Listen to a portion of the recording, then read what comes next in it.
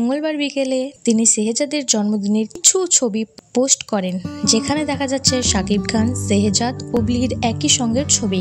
কোনোটায় cake মুখে নিয়ে, আবার কোনোটায় পাশাপাশি বসে এই ছবিগুলি পোস্ট করেছেন। পোস্ট করে ক্যাপশনে লিখেছেন, কিছু কিছু ভাইয়া আপুরা অনুগ্রহ করে কিছু না জেনে কারো চালাকি প্ররোচনায় পড়ে যে বাজে ভুয়া নোংরা ভিডিও ছড়াবেন না, বা কমেন্ট করা এবং ট্যাগ করা বন্ধ করুন, বিশেষ করে বাচ্চাদের নিয়ে।